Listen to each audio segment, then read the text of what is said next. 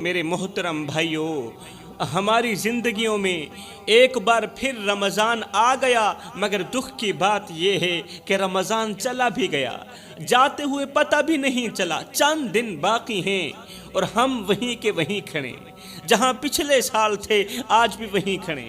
نہ ہماری آنکھوں میں ندامت کی نمی آئی، نہ دل کے دروازے کھلے، نہ روح کو سکون ملا، نہ ہم نے اللہ کو راضی کیا۔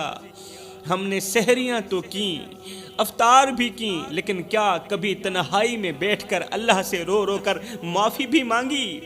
کیا کبھی اپنے گناہوں کی فہرست یاد کر کے ہمارا دل کانپا؟ کیا ہم نے رمضان کو صرف روزوں کا مہینہ سمجھا، صرف پیاس اور بھوک کا مہینہ سمجھا؟ رمضان کی راتیں جاگتی رہیں، فرشتے صدا لگاتے رہے، مگر ہم سوتے رہے۔ قرآن دل کی دہلیز پر صدا دیتا رہا، مگر ہم نے اپنے کان بند رکھے۔ سجدے ہمیں بلاتے رہے، رب انتظار کرتا رہا، مگر ہم بازاروں میں، گھروں میں، فون کی اسکرینوں پر کھوئے رہے، موبائلوں میں کھوئے رہے، خواہشوں کی دلدل میں دھنسے رہے۔ ہائے دنیا کے شور میں رب کی آواز دب گئی، نفس کی غلامی نے ہمیں اندھا کر دیا۔ ایک لمحے کے لیے سوچو میرے بھائیو، اللہ کے محبوب مہمان رمضان کو رخصت کرتے وقت کیا ہم نے اس کی قدر کی؟ اللہ کے محبوب مہمان رمضان کو رخصت کرتے وقت کیا ہم نے رمضان کا احترام کیا، رمضان کا استقبال کیا تھا؟ کیا ہم نے اپنے آپ سے پوچھا کہ کیا بدلا ہم میں اس رمضان کے اندر؟ ہم میں کیا بدلا؟ کیا بدلا ہم میں؟ یا ہم صرف بازاروں کی رونق، افطاری کی پلیٹیں اور کپڑوں کے انتخاب میں رمضان گزار بیٹھے، ضائع کر دیا؟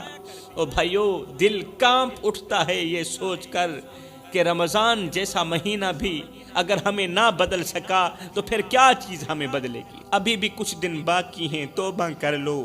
میرا اللہ فرماتا ہے، میرا بندہ اگر ایک قدم میری طرف آتا ہے تو میں 10 قدم بندے کی طرف جاتا ہوں۔ اللہ کو راضی کرنے کے لیے سالوں سال نہیں لگتے، عرصہ نہیں لگتا، صرف ایک لمحہ ہی کافی ہوتا ہے۔ کون سا لمحہ؟ توبہ کا لمحہ، اللہ سے وعدہ کرنے کا لمحہ ہی کافی ہوتا ہے۔ ہاں، وہ ایک لمحہ جس میں آنکھیں بھیگ جائیں، دل ٹوٹ جائے، زبان لرز جائے اور روح توبہ پر آمادہ ہو جائے۔ آج خود سے پوچھو، اپنے آپ سے پوچھو کہ کیا ہم واقعی رمضان کی مہمان نوازی کے قابل تھے؟ کیا ہم نے صرف بھوک پیاس برداشت کی یا اللہ کی رضا کو حاصل کرنے کی کوشش بھی کی؟ رمضان جا رہا ہے، شاید یہ ہمارا آخری رمضان ہو، شاید اگلے رمضان تک ہماری قبر تیار ہو۔ تو اے دل، ابھی وقت ہے، ابھی بھی لوٹ جا، رب تیری پلکوں کی لرزش کو بھی دیکھ رہا ہے۔ وہ بخشنے والا ہے، وہ مہربان ہے، مگر ہم کب تک غفلت میں رہیں گے جوانوں؟ کب تک خود کو دھوکہ دیتے رہیں گے؟ رمضان کی ہر رات گواہ ہے کہ رب انتظار کرتا رہا ہمارا، رب انتظار کرتا رہا تیری توبہ کا، تیرے سجدے کا، تیرے آنسوں کا۔ رب انتظار کرتا رہا مگر تو سویا رہا، مصروف رہا، غافل رہا، وقت ضائع کرتا رہا۔ آج کچھ لمحے نکال، تنہائی میں بیٹھ اور صرف اتنا سوچ، اپنے اندر کے مفتی سے پوچھ کہ کیا اللہ تجھ پہ راضی ہے یا ناراض ہے؟ اگر نہیں تو پھر رک جا، رک جا، ٹوٹ جا، جھک جا، کیونکہ رب کو پانے کے لیے بس ایک روتا ہوا دل ہی کافی ہوتا ہے۔ روتا ہوا دل اللہ کو حاصل کر سکتا ہے، روتا ہوا دل اللہ کو پا سکتا ہے۔ ہم نے گناہ کیے مگر رزق نہ رکا، ہم نے نمازیں چھوڑی مگر سانس لینا نہ چھوٹا، ہم نے توبہ میں دیر کر دی مگر اللہ نے توبہ کے دروازے بند نہ کیے، ہم رب کو بھول گئے مگر وہ ہمیں نہ بھولا۔ کاش ہم جانتے کہ سحر کے وقت رب آسمان دنیا پر اترتا ہے صرف ہمیں پکارنے کے لیے کہ کوئی ہے جو مجھ سے معافی مانگے، کوئی ہے جو ہماری طرف لوٹ آئے، مگر ہائے ہم گہری نیندوں میں ڈوبے رہے، ہمیں ایک بار بھی شرم نہ آئی کہ رب ہمیں بلا رہا ہے اور ہم رب کے حکم کو ٹھکرا رہے ہیں۔ رمضان کی آخری راتوں میں وہ رب عرش سے رحم بانٹ رہا ہوتا ہے، سبحان اللہ، عرش سے رحم بانٹ رہا ہوتا ہے، مگر ہم سوشل میڈیا پر تصویریں بانٹ رہے ہوتے ہیں۔ وہ ہمیں معاف کرنے کو بے قرار تھا اور ہم دنیا کے پیچھے بے قرار ہو گئے۔ سوچو میرے بھائیو، وہ رب جو معاف کرنے پر فخر کرتا ہے، وہ رب جس نے فرمایا کہ جو بندہ میری طرف ایک بار بھی سچائی سے پلٹ آئے تو میں اسے معاف کر دیتا ہوں، معاف کر دیتا ہوں۔ ہم کب توبہ کریں گے جوانوں، اور ہم کب رب سے کہیں گے یا اللہ میں لوٹ آیا ہوں، مجھے اپنا لینا، میں لوٹ آیا ہوں، مجھے معاف کر دینا۔ مدینے کی ایک سنسان گلی تھی، رات کا پہر تھا، سب سوئے ہوئے تھے، چرند پرند انسان حیوان سب سوئے ہوئے تھے، لیکن ایک چراغ اب بھی جل رہا تھا، اور وہ چراغ تھا میرے رسول کریم کا سجدہ۔ آہا، میرے نبی کا سجدہ جو تنہائی میں اپنے رب کے حضور جھکا ہوا تھا۔ زبان پر صرف ایک ہی فریاد تھی، میری امت، میری امت، اللہ میری امت کو معاف کر دینا۔ اسی رات نبی کریم صلی اللہ علیہ وسلم اپنے حجرے سے باہر نکلے، چہرے مبارک پر گہرے غم کے آثار تھے۔ آپ حجرے سے باہر نکلے، حضرت سیدنا ابوبکر صدیق رضی اللہ تعالی عنہ نے پوچھا یا رسول اللہ کیا بات ہے، اچانک نکلنے کی وجہ کیا ہے، اور چہرے پر غم کے آثار کیوں؟ میرے رسول کریم نے آسمان کی طرف دیکھا اور فرمایا مجھے اللہ نے میری امت کے کچھ افراد کا حال دکھایا ہے۔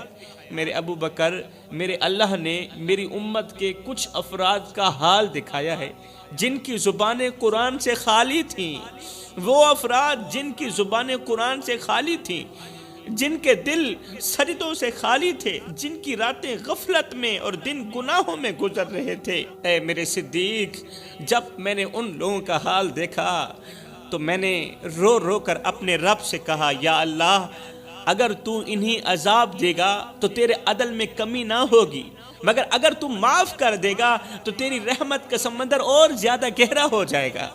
حضرت ابوبکر صدیق نے جب یہ سنا تو آپ کی آنکھیں چھم چھم برسنے لگی۔ آپ نے کہا یا رسول اللہ، یا رسول اللہ، کیا آپ اپنی امت کے لیے جان بھی قربان کر دیں گے؟ رسول کریم نے فرمایا اگر میری دعا سے قیامت تک ایک بھی گنہگار بچ جائے تو محمد کی آنکھ ٹھنڈی ہو جائے گی۔ اگر میری دعا سے قیامت کے دن ایک بھی گنہگار جہنم سے بچ جائے تو بھی میں محمد کی آنکھ ٹھنڈی ہو جائے گی۔ یہ سن کر صحابہ کرام رو پڑے، صحابہ رو پڑے، مگر آج ہم وہ امت ہیں جن کے لیے نبی راتوں کو جاگے، ہم وہ امت ہیں جن کے لیے سجدوں میں گرے، آنسو بہائے اور رب سے جھولیاں پھیلا پھیلا کر ہماری بخشش کے لیے دعائیں کرواتے رہے۔ سوچو میرے بھائیو، ایک نبی جو خود یتیم تھا، تکلیفوں سے بھرا سفر گزرا، پتھر کھائے، بھوک سہی، بستر چھوڑا، صرف اس لیے کہ ہم جنت میں داخل ہو سکیں، اور ہم آج اسی نبی کے حکم کو پرانے زمانے کی بات سمجھ کر چھوڑ چکے ہیں۔ میرے بھائیو، یہ کوئی عام شخصیت نہیں تھی، یہ وہ ذات تھی جس نے اپنی زندگی کے ہر لمحے کو امت کے لیے وقف کر دیا۔ پھر بھی اگر ہمارے دل نہ پگھلیں تو یہ صرف غفلت نہیں، یہ نبی سے بے وفائی بھی ہے، یہ صرف غفلت نہیں ہے۔ آج فیصلہ کر لو، نبی نے ہمارے لیے جو راتیں قربان کی، ہم ان کے لیے کتنی صبح کتنی شام عبادت میں گزارے۔ ایک فقیر تھے، اللہ والے تھے، ایک ویران مزار کے کونے میں بیٹھے ہوئے تھے، سالوں سال بیٹھے رہے، نہ کسی سے کچھ مانگتے، نہ کوئی شکایت کرتے، دن بھر تسبیح کرتے رہتے تھے اور رات کو مٹی پر سر رکھ کر سو جاتے تھے۔ پورا دن روزے میں گزرتا، رات عبادت میں گزرتی، اور جب سونے کا وقت آتا تو مٹی پر سر رکھ کر سو جاتے۔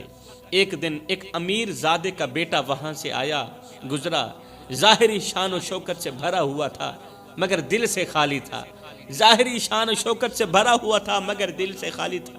اس نے بابا جی کو دیکھا، پوچھا بابا آپ کی زندگی میں ہے ہی کیا؟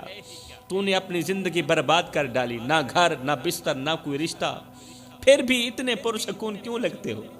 تمہارے پاس نہ گاڑی ہے، نہ بنگلہ ہے، نہ سواری ہے، نہ گھر ہے، نہ بیوی ہے، نہ بچے ہیں، پھر بھی اتنے پرسکون کیوں لگتے ہو؟ بابا جی نے تسبیح روک دی، آسمان کی طرف دیکھا اور نرمی سے کہا بیٹا تو سونے کی چارپائی پر سوتا ہے، بادشاہ کا بیٹا ہے نا، امیر کا بیٹا ہے، تو سونے کی چارپائی پر سوتا ہے، مگر نیند کو پھر بھی ترستا ہے، راتوں کو کروٹیں بدلتا رہتا ہے، سونے کی چارپائی پر سوتا ہے مگر پھر بھی تو نیند کو ترستا ہے، اور میں مٹی پر سوتا ہوں مگر رب کا دیدار خوابوں میں کرتا ہوں۔ بتا تو صحیح، میں مٹی پر سونے والا رب کا دیدار خوابوں میں کرتا ہوں، اور تو سونے کے بستر پر سوتا ہے، سونے کے پلنگ پر سوتا ہے، پھر بھی تجھے نیند نہیں آتی، نیند کو ترستا رہتا ہے۔ بتا ہم دونوں میں سے خوش کون ہے؟ پھر بابا جی نے زمین سے ایک کنکر اٹھایا اور مسکرا کر بولے، یہ کنکر تجھے بیکار لگے گا نا، مگر رب چاہے تو اسی کنکر سے تیرے دل کی سختی کو ختم کر سکتا ہے، کیونکہ رب کے نزدیک نہ سونا قیمتی ہے نہ محل قیمتی ہے، اللہ کے ہاں بس ایک جھکی ہوئی پیشانی سب کچھ ہے، اللہ کے ہاں ایک جھکی ہوئی پیشانی سب سے زیادہ قیمتی ہے۔ اے نوجوان کہاں جا رہا ہے تو؟ وہ ماں جس نے 9 مہینے تجھے اپنے پیٹ میں اٹھایا، جس نے رات بھر جاگ کر تیرے بخار کی دعائیں مانگی، اپنی رگوں سے خون نکالتی رہی، تیری رگوں میں ڈالتی رہی، آج تو اسی ماں کی آواز پر کان نہیں دھرتا۔ وہ باپ جس نے دن رات مزدوری کی، پسینہ بہایا، خواب بیچے تاکہ تو آرام سے جی سکے، آج تو اسی باپ کی بات کا مذاق اڑانے لگا۔ جوانو، تم وہ ہو جن کے ہاتھ میں قرآن ہونا چاہیے تھا، مگر تم نے فون میں حرام ویڈیوز کو اپنا سہارا بنا لیا، موبائل میں حرام فوٹوز کو اپنا سہارا بنا لیا۔ تم وہ ہو جن کی زبان پر نعت ہونی چاہیے تھی، مگر گانوں کی دھنوں میں تمہارا ایمان دفن ہو گیا۔ تمہاری راتیں سجدے میں گزرنی تھیں، مگر اب تمہاری راتیں نشے، گالیوں اور بے حیائی میں ڈوبی ہوتی ہیں۔ تمہارا جسم وہ تھا جسے مسجد کی ٹھنڈک سنوارتی، مگر اب ڈانس کی روشنی نے تمہیں اندھا کر دیا، ڈانس کی ناچنے کی روشنی نے تمہیں اندھا کر دیا۔ ارے کبھی سوچا ہے کل جب تیری روح نکلے گی اور تیری ماں چیخے گی، میرے بیٹے کو واپس لا دو؟ کوئی نہیں سنے گا۔ وہ دوست جن کے ساتھ تو گناہوں میں ہنستا تھا، وہ جنازے میں آنے کی زحمت بھی نہیں کریں گے۔ تو تنہا قبر میں جائے گا، اکیلا قبر میں جائے گا، اور تجھ سے پوچھا جائے گا کہ کیا لے کر آیا ہے۔ اللہ تجھ سے پوچھے گا، میرے بندے، جب دوست کے پاس جاتا ہے تو کچھ نہ کچھ لے کر جاتا ہے، بتا تو میں رب کے لیے کیا لے کر آیا ہے؟ تو اے بندے بتا تو صحیح، اس وقت کیا جواب دے گا؟ یہی کہے گا، اللہ اپنے کندھے پر گناہوں کی گٹھڑی لے کر آیا ہوں، جھوٹ کی گٹھڑی لے کر آیا ہوں، فریب کی، دھوکہ دہی کی، زنا کی، شراب کی، گناہوں کی گٹھڑی اٹھا کر آیا ہوں۔ شرم آنی چاہیے ان آنکھوں کو جو فحش مناظر دیکھتی ہیں، اور ان کانوں کو شرم آنی چاہیے جو نعتوں کو چھوڑ کر، قرآن کو چھوڑ کر گانوں پر سر ہلاتے ہیں، گانوں پر رقص کرتے ہیں۔ ڈرو اس دن سے جوانو جب رب پوچھے گا، میرے نبی نے تمہارے لیے آنسو بہائے، میرے محبوب نے تمہارے لیے آنسو بہائے، مگر تم نے میرے محبوب سے وفا نہ کی، تم بے وفا نکلے۔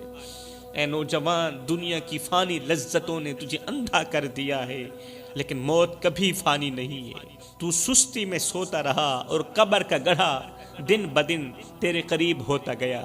اب بھی وقت ہے، توبہ کر لے، جھک جا، رو لے، ورنہ کل رونا چاہے گا تو اس وقت آنکھ سلامت نہیں ہوگی، نہ وقت باقی ہوگا۔ اس وقت تو رونے کی کوشش کرے گا مگر رو بھی نہیں پائے گا۔ سچ کڑوا ضرور ہے مگر یہی سچ نجات کا دروازہ ہے۔ اگر آج بھی نہ بدلے تو کل خود کو بھی معاف نہیں کر سکو گے۔ قیامت کے دن اللہ پوچھے گا، زندگی کہاں گزار کے آیا ہے؟ اور کہیں تیری زندگی غفلت میں تو نہیں گزری، تیری زندگی آوارگی میں تو نہیں گزری، تیری زندگی گناہوں میں تو نہیں گزری، کسی کی عزت والی پگڑی خاک میں ملاتے ہوئے تو نہیں گزری، تیری زندگی شراب پیتے ہوئے تو نہیں گزری؟ کیا جواب دے گا اللہ؟ میں اپنی ساری زندگی برباد کر کے آیا ہوں، ساری زندگی غفلت میں ڈبو کے آیا ہوں۔ میرے بندے آ جا اس کریم رب کی چوکھٹ پر جو ایک ماں سے نہیں 70 ماؤں سے بھی بڑھ کے محبت کرنے والا ہے۔ وہ کہتا ہے ایک بار تو میری چوکھٹ پہ آ کر تو دیکھ، میرے دروازے پر اگر فرعون بھی آ جاتا میں رب اسے بھی معاف کر دیتا، فرعون بھی آ جاتا اگر میرے دروازے پر جھک جاتا میں اسے بھی معاف کر دیتا۔ تیرے گناہ تو کچھ بھی نہیں ہے۔ وہ فرعون جو خود کو خدا کہنے والا تھا، میرے رب کی رحمت اتنی بڑی ہے، زمین سے لے کر آسمان تک گناہوں سے بھر دے، اللہ کہتا ہے میں تو معاف کرنے کے لیے تیار ہوں۔ درختوں کے پتوں کے برابر گناہ کر، ریت کے ذروں کے برابر گناہ کر، میرا اللہ پھر بھی تجھے معاف کرنے کے لیے تیار بیٹھا ہے۔ بس ایک بار تو چل کر 2 قدم بھر کر اس کے دروازے تک تو آ، بخشش کی حد نہ کر دے۔